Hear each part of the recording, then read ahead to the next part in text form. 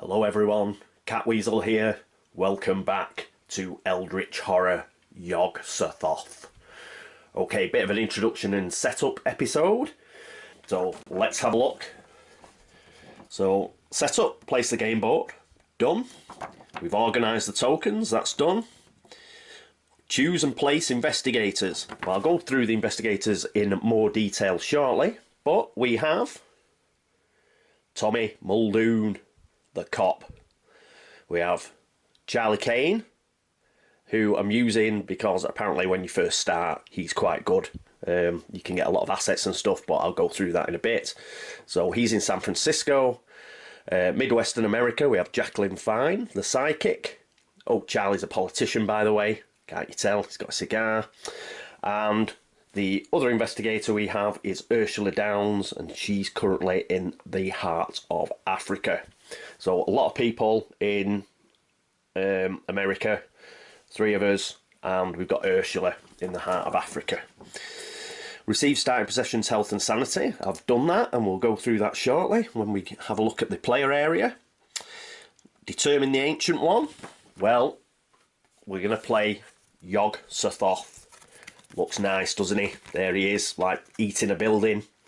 He's got a doom track of 14, so we're at 14 on the doom track.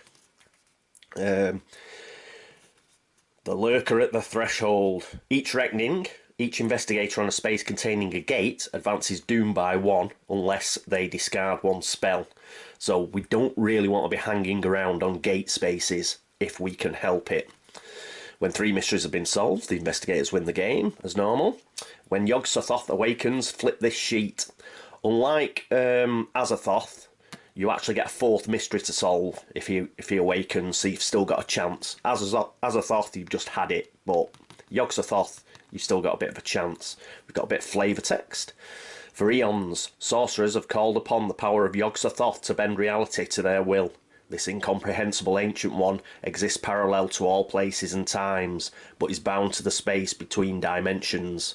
Gates between worlds continue to open with more frequency, and soon Yog-Sothoth will be free.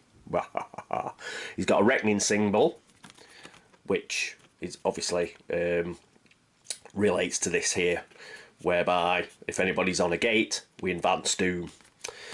I've set up his Mythos deck. Again, he's got 16 Mythos cards.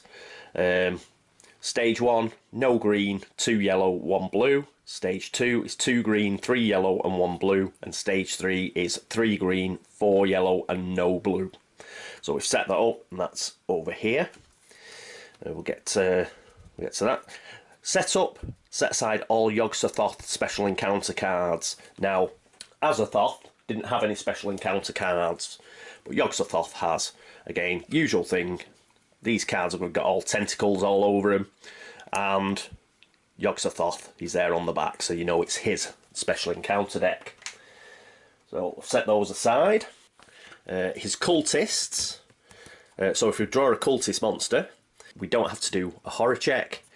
They've got 1, you lose 1 health if you fail the strength check in combat, and they've got 1 toughness. And if you defeat this monster during a combat encounter, you lose a sanity but gain a spell. So that's pretty good. We won't flip it over because that's when he awakens. That's what all that's about. So, done that. And what else are we doing? Create the monster cup. As usual, we've got the old monster bag instead of a cup. So everything's in there. We haven't placed any epic monster tokens in the monster cup. They're separate. We've separated and placed the decks, including the special encounter cards. But you saw the mystery cards last time with Azathoth, and you saw the research encounter cards with Azathoth as well. Yog-Sothoth obviously has his own decks, and we've separated those out. We've shuffled the expedition encounter cards into a single deck. Spell cards and condition cards all shuffled as normal. We've set aside the Mythos cards. We've done that because we've built the Mythos deck. Resolve the starting effect. The reference cards, we've got that exactly the same as it was last time. We've got 4 investigators. Doom token is at 14. Place the Omen token on the Omen track, the green comet space, up there, that's done. Place the top 4 cards of the asset deck face up in the 4 slots of the reserve. Haven't done that yet. Thought you might want to see me do that. So here's the asset deck. It has been shuffled, but I'll just give it a minor shuffle again very quickly and put it there, and we'll cut it. Right, our first asset is investment. Task. Your investment has paid off. You may discard this card to gain a funding condition. I'll put that down there. That's the first one. Second one is charter flight. When you gain this card, immediately move up to 2 spaces, then discard this card. That could be useful. Next, 45 automatic. Woohoo! Gain +3 combat during combat encounters. It's cost 2. And the good old kerosene, which we had last time. You may discard this card to gain +5 during a combat encounter. So, not very high cost. Highest cost is the 45 automatics, but it gives Charlie something to pick up. Okay, so that's the asset deck. Put that back over here, and let's get back to the setup. Spawn the number of gates indicated on the reference card. Well, 4 investigators, so we get 1 gate. Here's the gate deck. And again, we'll give that a bit of a cut. I've took out the Antarctic board ones. So there, if you can see some gates up there, those are just the 3 Antarctic board gates. San Francisco. Oh, what a place to get the bloody gate. Right next to Charlie. But at least it should mean we might be able to close the gate fairly early. We've got somebody there, though I'm not so sure I'd have Charlie shutting it. But we do have a gate, so sort that out properly in a minute. Put the gate stack over here, and obviously we've got to spawn a monster. So Charlie's right next to a monster straight away, so he won't be able to use his special actions and stuff until he gets rid of it. So I think that means that somebody like Tommy is going to be first player. So we've got a ghast. Oh, fortunately, it's got a spawn thing. When this monster is spawned, an investigator on this space immediately encounters it. Oh, that means Charlie's got to encounter it straight off. Oh, God. This is not an auspicious start, people. Even though you've got to encounter it immediately, I don't think you have to encounter it during the setup. So you'll have to encounter it straight away once we actually get started. Oh, God. It looks a bit nasty as well. Right. So, we're having a real good start, aren't we? We haven't even finished setup yet. Place the active expedition token on the space that corresponds to the illustration on the top card of the expedition encounter deck. It was the pyramids, so I'll put that here. Spawn the number of clues indicated on the reference card, which is 2. So put them to a little thing. I won't look. It's just a lot easier than trying to get them off the flat of the board. Right, so there we go, there's 2. So we've got one at the pyramids, we've got a clue at the pyramids, and we've got a clue at... Everything's at San Francisco! Right, so there's a clue there. And there's a clue at the pyramids as well.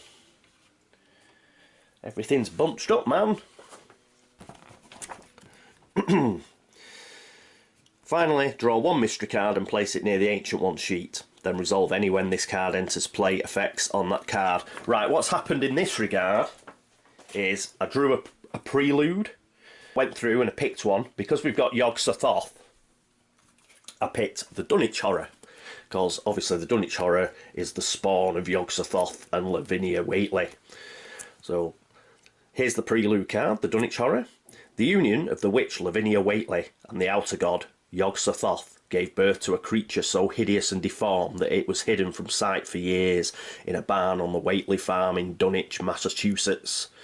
Now the Whateleys are dead or missing, and the beast roams free, rampaging through the countryside, a dark testament to his father's will. During step 9 of the setup, which is now, resolve starting effects. If Yog-Sothoth is the Ancient One, and he is, search the mystery deck for the spawn of Yog-Sothoth mystery, instead of drawing a random mystery. So I've done that. So what we have here is spawn of Yog-Sothoth. Lavinia Whately has given birth to something horrible, and now the creature calls for its father. Wahaha! When this card enters play, spawn the Dunwich Horror Epic Monster on Arkham. And there he is. Let's have a look at him. He indeed is horrible. Look at him. He's got a reckoning, and because he's an epic monster, his toughness is the Investigator's +2, so he has 6 toughness. He's a -1 will check on the sanity, and he's a -2 strength check when you fight him. On a reckoning, roll 1 die. If the result is less than or equal to the number of investigators, spawn a gate. So we have to get rid of him quickly. Toughness is equal to Investigator's +2, which I just mentioned, so his toughness is 6. He's a mean mother. He's a mean green mother from outer space. The end of the Mythos phase, if the Dunwich Horror Epic Monster has been defeated, solve this mystery, so we need to kill him quick. That is one of the reasons, and you can do this in Eldritch Horror, you can pick your investigators, even though you know what the Elder one is. That's one of the reasons I picked Tommy Muldoon, as you'll see shortly when I go through Tommy. Right, so spawn of Yog-Sothoth is our mystery. And after resolving setup, each investigator gains 1 glamour spell. Then if the Yog-Sothoth is... well, Yog-Sothoth is the Ancient One, so we don't have to read anymore. So we get a glamour spell each. So that's the reason why I had these out. Let's put that straight. So we'll have a small shuffle. Then we shall cut the deck and draw off the bottom. So this is for Charlie Kane. Plumb the Void is a ritual. Wither is an incantation. Feed the Mind is a ritual. Incantation. Incantation. Ritual. Ritual. Incantation. I had a feeling this might have a glamour. So for Charlie, he gets Azure Flame. Glamour. Each 6 you roll when resolving a strength test during a combat encounter counts as 2 successes. Put that over there. Jacqueline, let's see what she gets. Voice of Ra. Once per round during the action phase, you may spend 1 health and 1 sanity to perform 1 additional action. We got this last time. I think we ended up flinging it so we could get a unique asset or something. So that's Jacqueline on her player area. Next, Storm of Spirits, an incantation, another incantation, incantation, ritual, clairvoyance, incantation. Oh, be here all day. Oh, another Voice of Ra. So this goes to Ursula Downs. Storm of Spirits, and another Azure Flame. Well, we could have done with the Markings of Isis or another type of glamour. As it is, we've got 2 Azure Flames and 2 Voices of Ra, which is pretty pants, really. Blessings of Isis or something like that would have been nice as well, so we could have got somebody blessed, but it is as it is. So I'll give it another quick shuffle, seeing as we've gone through half the deck. Cut. Right, so that's the spell deck ready. Right, I think that's pretty much everything set up. So what we'll do next is we will go over to the player areas and meet our investigators. And here we are with our investigators. So first of all, we have Charlie Kane. He has the Azure Flame that he's just pulled, and the personal assistant, which is an ally. So you gain +1 to influence, and you may re-roll 1 die when resolving an influence test. So that's pretty funky. Let's have a look at him. So it's law of 2. His influence is excellent at 5, but it's at 4. It's currently 5 because of the personal assistant. He's got an observation of 3, a strength of 2, and a will of 2. These two are a bit problematical because he's going to have to take on that bloody Gug, or whatever it is. Ghast, sorry. He's not brilliant on his health. He's only got 4, but he has got 8 sanity, which is pretty good. So we've got Charlie Kane, the politician. As an action, another investigator of your choice may immediately perform 1 additional action, which is good. When you perform an acquire assets action, you may allow other investigators to gain any cards you purchase. So we can basically spread his whatever he buys to anybody on the board, which is very strong. It can be arranged, it's just a matter of acceptable terms. Good one. Right, so he starts in San Francisco, gets a personal assistant asset. When the press asks if Charlie is planning a run for national office, he smiles and says that he's focused on the important issues. The truth is he would love to launch his campaign, but right now the most important issue is preventing the end of the world without causing a panic. To do this, he's been calling in favours from across the country. Most recently, Charlie stopped in San Francisco to visit Hearst Castle. With the help of his friends and his finances, Charlie believes he can fix the problem without sacrificing a single vote. Good old Charlie. But he's got a bit of a problem because as soon as we start the game in the next episode, he's going to have to take that Ghast on. Never mind. Right, after him we have Jacqueline Fine. And Jacqueline is a psychic. And her action is you may trade any number of clues with an investigator on any space. So similar to Charlie, who can move around any assets that he buys, Jacqueline can move around any clues that she has. Once per round, when another investigator gains a non-common condition, you may look at the back of that card and gain 1 clue. So that'll be very useful for finding out, if anybody's got a non-common condition, finding out what will happen once we flip it. And it'll also get her a clue. And then that clue, she can move around. So she's pretty good. But again, like Charlie, she's only got 4 health, although she does have 8 sanity. Right, a law of 4's good. Her influence of 2, okay. Observation, good, 3. Strength, appalling at 1. And her will's good at 3. So she's not a combat model. So, American Heartland, space 5. She gets a Flesh Ward spell. This is Flesh Ward. It's an incantation. Once per round, when an investigator would lose health, you may pass a law test. If you pass, prevent that investigator from losing up to 2 health. So that's pretty good. Doesn't actually say if you've got to be on the same space on that one. I should imagine you do have to be. But if you don't, please let me know. She gets 1 clue. So we've got that. That's a good start. At first, Jacqueline's dreams of fire and destruction seemed like a curse. Monsters ran rampant through city streets, and some greater darkness loomed on the horizon. However, she has learned to control her visions and observe events in detail. Yesterday, she travelled from Boston to Minneapolis. So, Space 5 is Minneapolis. To explore an abandoned warehouse she'd seen in her dreams. Inside, she found evidence of a terrible cult that had practiced unspeakable rituals here. Jacqueline hopes to use what she's learned to prevent the terrible future that haunts her sleep. So that's why she's got a clue. Her clue was finding this horrible warehouse and the ritual that was going on inside. Cool. Okay. So, and as we found out during the setup, she's got the Voice of Ra spell because of the prelude, the Dunwich horror. So glamour, once per round during the action phase, you may spend 1 health and 1 sanity to perform 1 additional action. So put that with the spells. After her, we have Ursula Downs. So Ursula Downs, the Explorer. Her special actions: move 1 space along an uncharted path, then perform 1 additional action.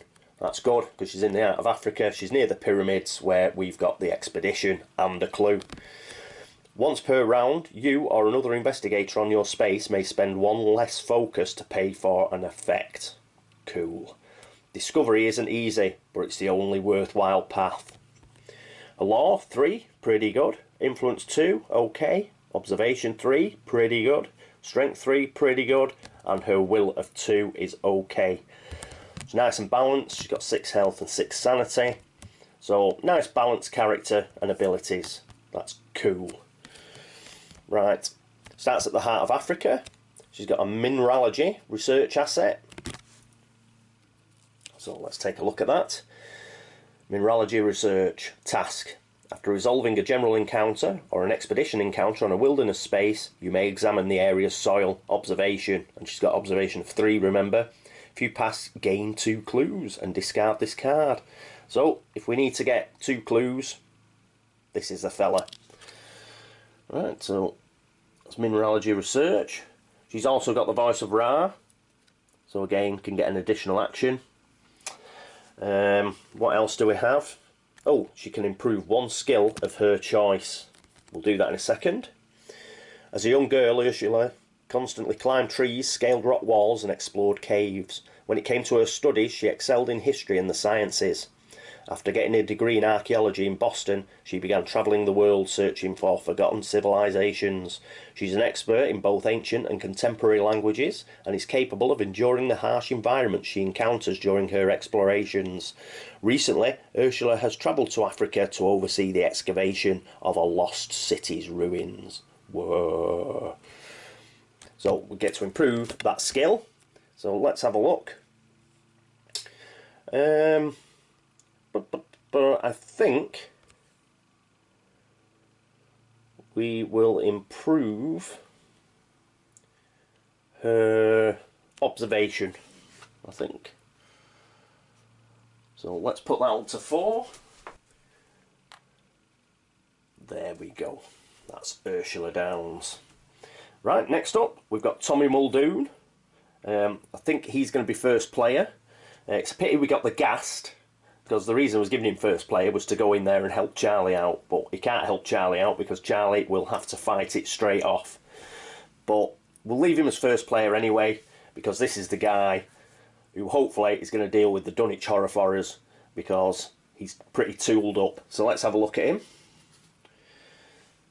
Right. Tommy Muldoon, the rookie cop.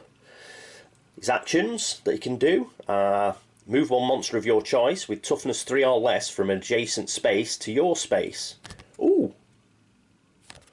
What's the toughness on that Ghast? It's 2. He could move the Ghast. I think, yes, because he's first player.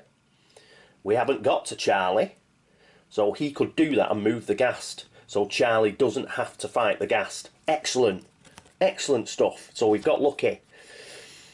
During the encounter phase, other investigators on your space may choose an encounter as if there are no monsters on your space. Well, excellent. I took an oath to enforce the law. That's what I'm doing. Good old Tommy. Right, he's got a law of 2, an influence of 3, pretty good. Observation of 3, pretty good. Strength of 3, pretty good.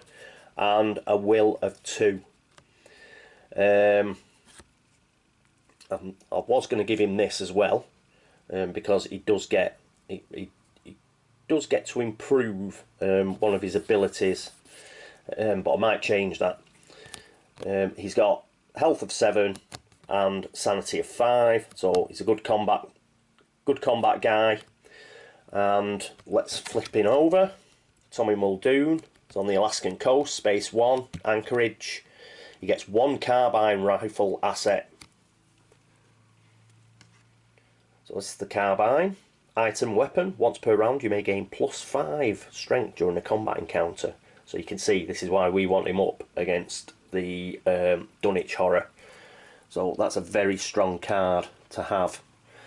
And he also improves will. That's why. I don't get a choice. Otherwise I would have improved strength. But he does improve his will. So that's what that is. Most members of the Muldoon family are part of the Boston police force in some way or another. Not long ago, the youngest brother, Tommy, got his badge. Armed with an eye for detail, fierce courage, and his trusty rifle Becky, the carbine, young Muldoon is dedicated to law enforcement. Now he finds himself in Anchorage at the request of his cousin, the local sheriff. Something has been killing people, and off the record his cousin says it's a Wendigo. Tommy's not sure he believes in any of that, but catching killers is in his blood.